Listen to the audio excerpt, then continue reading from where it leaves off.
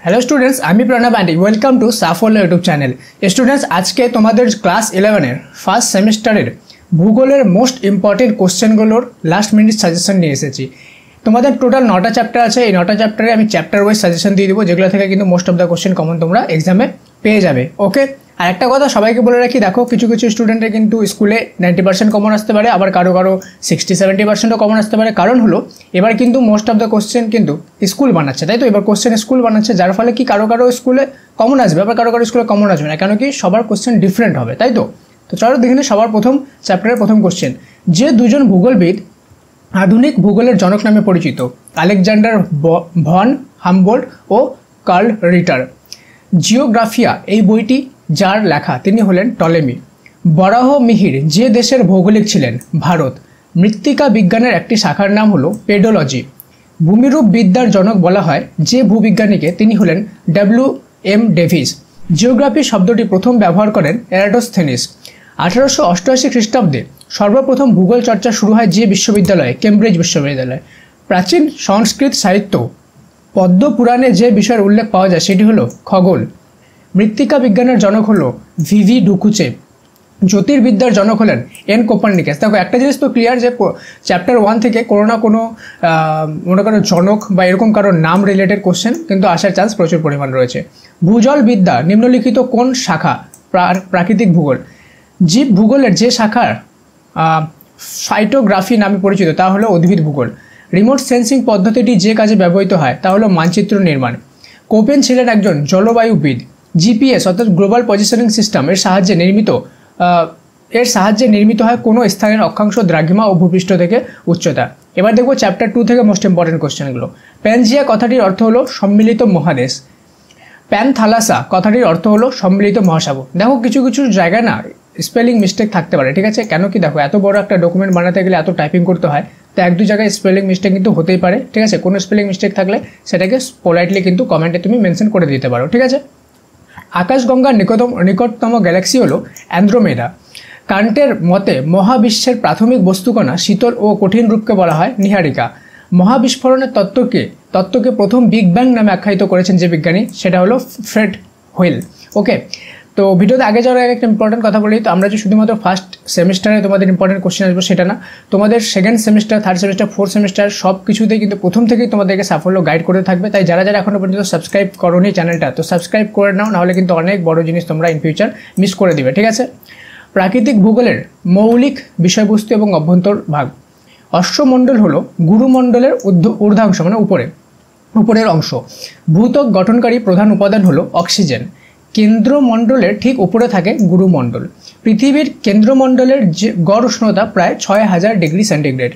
পৃথিবীর কঠিন বহির আবরণকে বলে ভূপৃষ্ঠ। স্বাভাবিক কোশ্চেন। পৃথিবীর মোট আয়তনের প্রায় 15% অধিকার করে আছে কেন্দ্রমণ্ডল। গুরুমণ্ডলের উপরিভাগকে বলা হয় ক্রোফেসিমা। আচ্ছা, ক্রোফেসিমা একটা নিফেসিমাও আছে, তাই না? নিফেসিমাটা কী জিনিস যে একবার দেখে নিও, ঠিক আছে?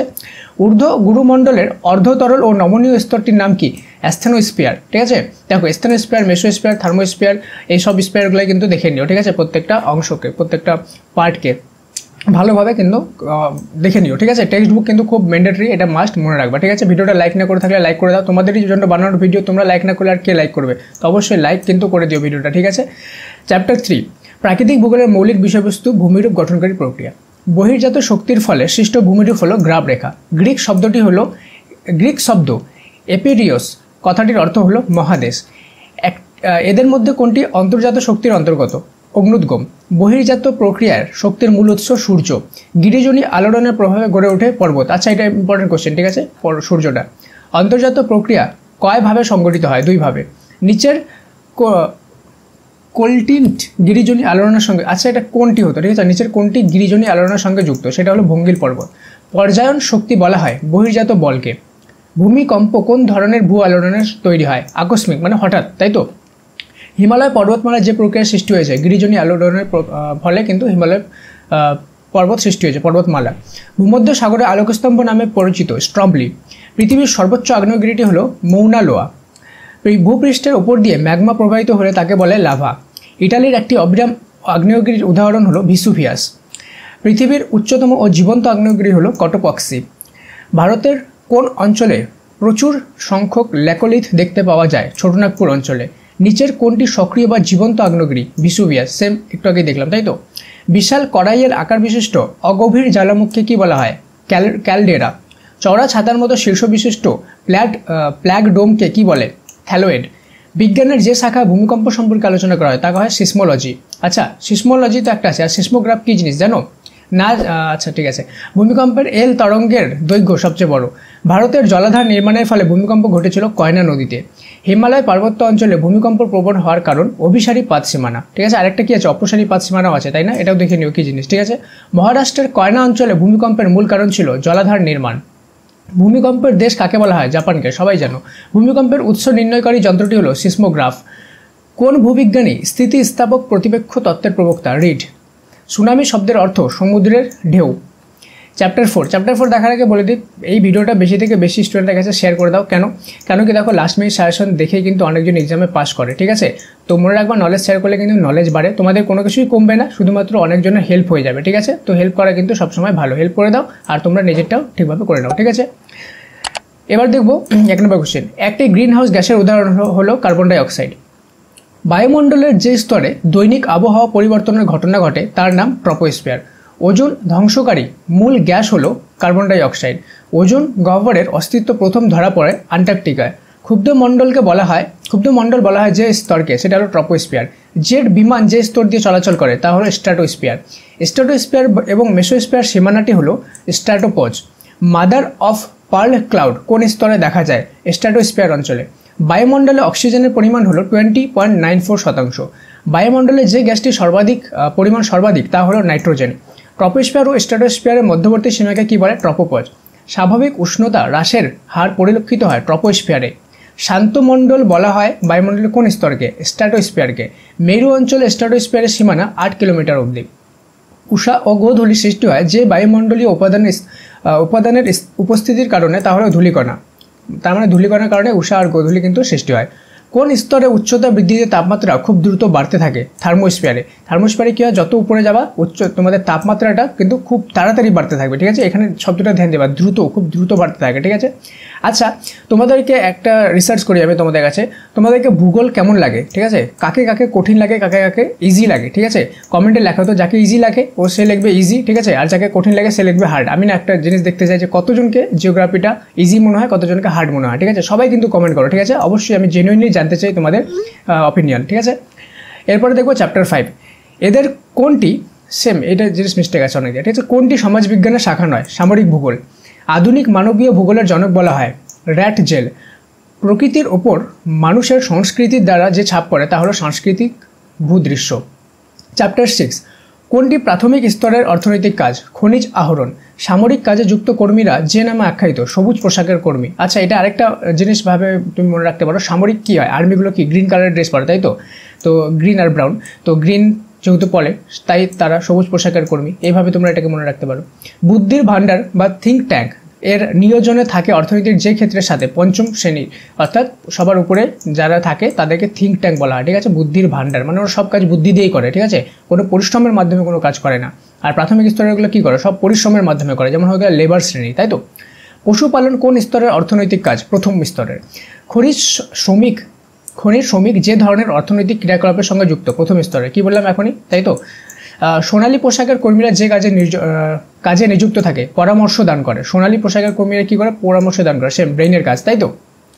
তথ্য বিশ্লেষণ ও গবেষণার কাজের সাথে যুক্ত কর্মীরা যে পোশাক এর শ্রমিক তা হলো সাদা পোশাকে। দেখো একটারে একটা এ রিলেটেড কোশ্চেন আসবে 100% আসবে, যে কোন শ্রেণীর শ্রমিকদের কোন স্তরে থাকে বা কোন পোশাকের কর্মী দ্বারা এই রিলেটেড কোশ্চেন। ঠিক আছে, সিইও ম্যানেজমেন্ট এক্সিকিউটিভ অর্থনীতির কোন ক্ষেত্রের সাথে যুক্ত? কুইনারি। ঠিক আছে, আরেকটা আছে কোয়াটারনারি, কুইনারি, এগুলো জিনিসও ভালোভাবে দেখে নিও। ঠিক আছে, টেক্সট বুকে।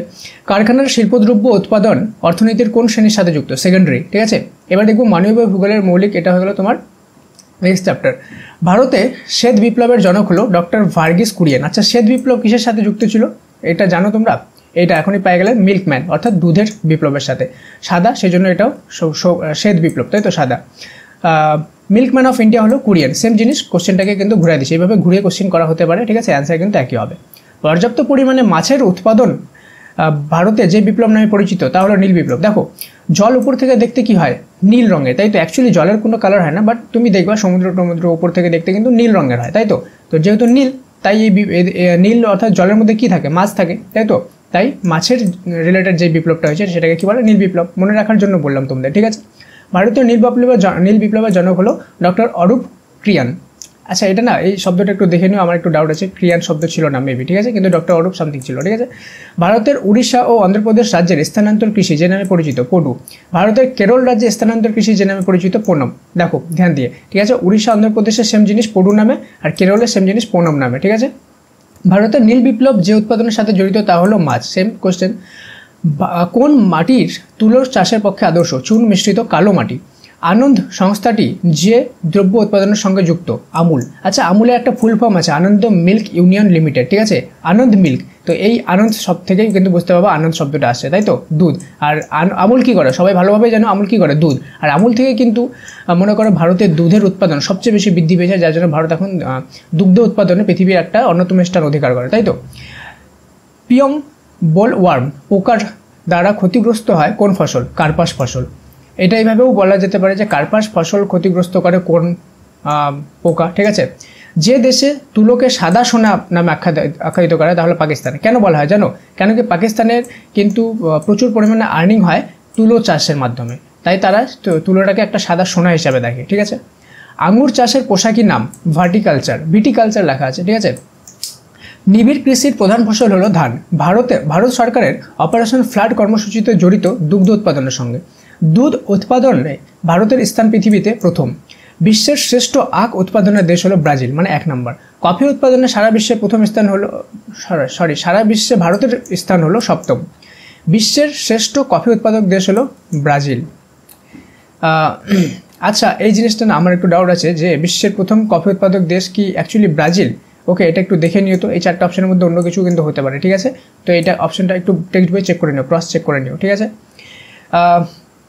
ভারতের ভূগোল দেশ হিসাবে ভারত। ওকে, প্রথম কোশ্চেন, ভারতের পূর্বতম স্থানটি হলো গুহারমতি। ইন্দিরা পয়েন্ট এর অপর নাম হলো পিগম্যালিয়ন পয়েন্ট। সার্ক শব্দটির পুরো অর্থ বা ফুল ফর্ম হলো south Asian association for regional cooperation. নিম্নলিখিত যে প্রতিবেশী দেশটি দারচিনির দ্বীপ নামে পরিচিত তা হলো শ্রীলঙ্কা। ভারত আফগানিস্তান সীমারেখা যে নামে পরিচিত তা হলো ডুরান্ড লাইন। ভারতের নবীনতম কেন্দ্রশাসিত অঞ্চল হলো দাদরা ও নগর হাভেলি এবং দমন ও দিউ। ভারতের ক্ষুদ্রতম প্রতিবেশী দেশ হলো মালদ্বীপ, ঠিক আছে? অনেকজন ভাবে নেপাল, অনেকজন ভাবে ভুটান, কিন্তু না, মালদ্বীপ নিয়ে কিন্তু রিসেন্টলি একটা অনেক বড় ইভেন্ট হলো, তাই না? ভারতের সাথে টেনশন চলতেছে, এটা হয়তো তোমরা জানো। ভারতের উত্তর সীমান্ত হলো ইন্দিরা কল। ভারতের বর্তমান অঙ্গরাজ্যের সংখ্যা 28টি। বর্তমানে ভারতের কেন্দ্রশাসিত অঞ্চলের সংখ্যা কয়টি? 8টি। কি বলছে দেখো, 28টা রাজ্য আর 8টা কেন্দ্রশাসিত অঞ্চল, ঠিক আছে? লাস্টে 8, এটারও 8 মনে রাখার জন্য বললাম। ক্ষেত্রফলের ভিত্তিতে ভারতের ক্ষুদ্রতম অঙ্গরাজ্যটি হলো গোয়া। ভারত ও পাকিস্তানের সীমারেখা যে নামে পরিচিত তা হলো র্যাডক্লিফ লাইন। ভারতের রাজ্য পুনর্গঠনের প্রধান ভিত্তি কী ছিল? ভাষা অনুযায়ী কিন্তু রাজ্য ভাগ হয়েছে। বেঙ্গল হয়ে গেল, উড়িষ্যার উড়িয়া ভাষা, তাই তো? আসামের অসমিয়া ভাষা। এই ভাষা অনুযায়ী কিন্তু আমাদের কি রাজ্যগুলোকে মেনলি ভাগ করা হয়েছে, তাই তো? পৃথিবীর দীর্ঘতম সমুদ্র সৈকত কক্স বাজার রয়েছে যে প্রতিবেশী দেশে তা হলো বাংলাদেশ। আবার এটাকে এইভাবে বলা যেতে পারে, পৃথিবীর দীর্ঘতম সমুদ্র সৈকতের নাম কি? কক্সবাজার। ক্লিয়ার? 8 নম্বর, মিষ্টি জলের হ্রদ ডাল হ্রদ। সর্বোচ্চ শৃঙ্গ, ভারতের সর্বোচ্চ শৃঙ্গ গড ইন অস্টিন বা কেটু। বিন্ধ্য পর্বত হলো একটি স্তূপ পর্বত। ভারতের উচ্চতম মালভূমি লাদাখ বা লাদাখও থাকতে পারে, দও থাকতে পারে এখানে, ঠিক আছে? সেম জিনিস। ভারতের পশ্চিমঘাট পর্বত একটি স্তূপ পর্বত। ভারতের দক্ষিণতম পর্বত হলো কার্ডামাম বা কার্ডামামও থাকতে পারে অন্য জায়গায়। ভারতের প্রাচীনতম ভঙ্গিল পর্বত আরাবল্লী। পূর্ব হিমালয়ের একটি গিরিপথ নাথুলা পাস, এই নামটা তো শুনেছো তাই না? সেখানে আর্মিদের অনেক কী বলে, আর্মিদের মেনলি এটা যাওয়ার আসার রাস্তা। দক্ষিণ ভারতের সর্বোচ্চ পর্বতশৃঙ্গ আনাইমুদি। গাঙ্গেয় সমভূমির নবীন পলিমাটি গঠিত অংশকে বলা হয় খাদার। আনাইমালাই পর্বতের সর্বোচ্চ শৃঙ্গ আনাইমুদি। আনাই সেম জিনিস, নাম ইজিলি মনে রাখতে পারবা। আরাবল্লী পর্বতের সর্বোচ্চ শৃঙ্গ গুরুশিখর। নীলগিরি পর্বতের সর্বোচ্চ শৃঙ্গ দোদাবেতা। ভারতের সর্বোচ্চ গিরিপথ হলো গিয়ংলা। পৃথিবীর দেখো সর্বোচ্চ গিরিপথ, ঠিক আছে? এই জিনিসগুলো মাথায় রাখবা কিন্তু। অনেক জায়গায় বলবে সর্বোচ্চ পর্বত, সর্বোচ্চ শৃঙ্গ, সর্বোচ্চ গিরিপথ, ঠিক আছে? কনফিউজ করবে না, তার জন্য বারবার কিন্তু এই ভিডিওটা দেখবা, একবার না হলে 3 থেকে 4 বার রিপিট করে দেখো। আর অনেকজন বলে কি স্যার, মনে করো অনেকজন রাইট অ্যান্সার খুঁজে, ঠিক আছে, আবার রাইট অ্যান্সার পায় না, অনেকজন বিভিন্ন জায়গায় খুঁজে বেড়ায়, ঠিক আছে, তার থেকে ভালো তোমরা সাফল্য ফর ক্লাস 11 ইনস্টল করো, ঠিক আছে, অ্যাপটা। ওখানে তোমাদের শুধু এগুলো তো সব দেওয়াই আছে, ঠিক আছে, বাকি কিন্তু ওখানে তোমাদের যত কিছু আরও কোশ্চেন হতে পারে জিওগ্রাফি থেকে সব কিছু কিন্তু দেওয়া আছে ফ্রি অফ কস্ট, কোনো টাকা লাগবে না, অবশ্যই ডাউনলোড করো। আর যদি এক্স্যাক্টলি এই সাজেশনটা পিডিএফ চাও তো ডেসক্রিপশন বা পিন কমেন্টে কিন্তু লিঙ্ক দেওয়া আছে, ঠিক আছে, হোয়াটসঅ্যাপ চ্যানেলের, সেখানে জয়েন হয়ে যাও। সেখানে কিন্তু প্রতিদিন তোমাদেরকে পরীক্ষার আগের দিন কিন্তু এখানে যে আমি পিডিএফটা দিই এটার কিন্তু লিঙ্কটা দিয়ে দেওয়া হয়, ঠিক আছে, তো অবশ্যই জয়েন হয়ে যাও, ঠিক আছে, সব কিছু free of cost, so don't worry, okay, কোনো কিছু কিন্তু তোমাদের টাকা লাগবে না। লোকটাক হ্রদ কোন রাজ্যে অবস্থিত? মণিপুর, ঠিক আছে, মণিপুর রাজ্যে অবস্থিত। এবার দেখবো চ্যাপ্টার 9। ভারতের দীর্ঘতম উপনদী হলো যমুনা। যমুনা একটি প্রধান উপনদী হলো চম্বল। ভারতের প্রথম বহুমুখী নদী উপত্যকা পরিকল্পনাটি হলো দামোদর উপত্যকা পরিকল্পনা। গোদাবরীর কে দক্ষিণ ভারতের গঙ্গা বলা হয়, এটির কারণ হলো দক্ষিণ ভারতের এটা দীর্ঘতম নদী, বা এটা এইভাবেও বলতে পারে যে দক্ষিণ ভারতের দীর্ঘতম নদীর নাম কি? গোদাবরী, ওকে। ভারতের দীর্ঘতম সেচ খাল হলো ইন্দিরা গান্ধী খাল, আবার এটা এইভাবে বলতে পারে যে ইন্দিরা গান্ধী খাল কি? অপশানে দেওয়া থাকলে ভারতের দীর্ঘতম সেচ খাল। ভাকরা খালটি কোথায় নির্মিত হয়েছে? শতদ্রু নদীর উপর, বা এইভাবে বলতে পারে শতদ্রু নদীর উপর কোন খাল নির্মিত হয়েছে? ভাকরা খাল। ভারতের যে নদীর মোহনায় কোনো বদ্বীপ নেই সেটি হলো নর্মদা। গঙ্গার বাম তীরে উপনদীটি হলো গোমতী। গঙ্গার প্রধান উপনদী হলো যমুনা। রাজস্থানের প্রধান নদী হলো লুনি, বা এটা এইভাবে বলতে পারে যে লুনি কোথাকার প্রধান নদী। শিব সমুদ্রম জলপ্রপাতটি কাবেরী নদীতে, বা কাবেরী নদীতে গড়ে ওঠা সবচেয়ে ইম্পর্টেন্ট জলপ্রপাত শিব সমুদ্রম, এইভাবে বলা যেতে পারে। বিহারের দুঃখ বলা হয় কোশি নদীকে। বাংলার দুঃখ বলা হয় দামোদর নদীকে। দেখো, বিহারের দুঃখ কোশি নদী, বাংলার দুঃখ দামোদর নদী। উত্তর পশ্চিম ভারতের প্রধান নদী শতদ্রু নদী। আলোকনন্দা ও ভাগীরথী নদীর মিলনস্থান হলো দেবপ্রয়াগ। ফারাক্কাবাদ যে নদীতে অবস্থিত? গঙ্গা নদীতে। কলিক, গুক ও ত্রিশূল নদীর মিলিত প্রবাহ হলো গণ্ডক। এটা না, এখানে সামথিং কিছু রং আছে, কলিক গণ্ডক মেবি এটার নামটা একটু আলাদা থাকতে পারে, ঠিক আছে। পশ্চিম বাহিনী নদীর মধ্যে যেটি দীর্ঘতম? নর্মদা। ব্রহ্মপুত্রের বৃহত্তম নদী হলো তোরসা। বৃষ্টির জল সংরক্ষণে অগ্রণী রাজ্যটি হলো তামিলনাড়ু। মন্দাকিনী নদী আলোকনন্দার সঙ্গে মিলিত হয়েছে যে স্থানে? রুদ্রপ্রয়াগ। সিন্ধুর দীর্ঘতম উপনদী কোনটি? চন্দ্রভাগা। গোমতী নদীর তীরে গড়ে ওঠা শহরটি হলো লখনৌ, ঠিক আছে। দেখো, আমি বলতে বলতে হাঁপিয়ে যাচ্ছি, তো একটা লাইক তো করে দাও, ঠিক আছে, তোমাদের জন্য কিন্তু বানানো, একটা লাইক করো। আর এই ভিডিওটাকে বেশি থেকে বেশি ফ্রেন্ডের সাথে শেয়ার করে দাও, ঠিক আছে, যাতে সবার হেল্প হয়, সবাই অ্যাটলিস্ট পাস করতে পারে, কেউ যাতে ফেল না হয়, ঠিক আছে। মনে রাখবে, নলেজ শেয়ার করলে কিন্তু নলেজ বাড়ে, কোনোদিন নলেজ কমবে না। আর কারো হেল্প করবে তো তোমারও কিন্তু ভালোই হবে আলটিমেটলি এক্সামটা, ঠিক আছে। তো সবার জন্য বেস্ট অফ লাক, ভালোভাবে বেস্ট উইসেস, সবাই ভালোভাবে মন দিয়ে পরীক্ষা দাও, ভালো নাম্বার তোলো, ঠিক আছে, আমি এটাই উইশ করব। আর এই ভিডিওটা 2 থেকে 3 বার দেখো, যদি না হয় 3 থেকে 4 বার দেখো, অ্যাটলিস্ট ভালোভাবে দেখো যাতে পরীক্ষা ভালো হয়। আর পিডিএফ চাইলে লিঙ্ক ডিসক্রিপশনে দেওয়া আছে বা পিন কমেন্টে দেওয়া আছে, জয়েন হয়ে যাও। আর সাফল্য ফর ক্লাস 11 অ্যাপটি যদি ইনস্টল না করে থাকো, অবশ্যই প্লে স্টোর থেকে সম্পূর্ণ ফ্রিতে সাফল্য ফর ক্লাস 11 অ্যাপটি ইনস্টল করে নাও। সেখানে সমস্ত কিছু ফ্রি অফ কোর্স দেওয়া আছে, শুধু এই সাবজেক্ট না, তোমাদের বাকি সব সাবজেক্ট, ঠিক আছে। দেখা হচ্ছে পরে আরও একটা ইন্টারেস্টিং ভিডিওতে, ততক্ষণ পর্যন্ত মন দিয়ে পড়াশোনা করো। Thank you so much, may God bless you all.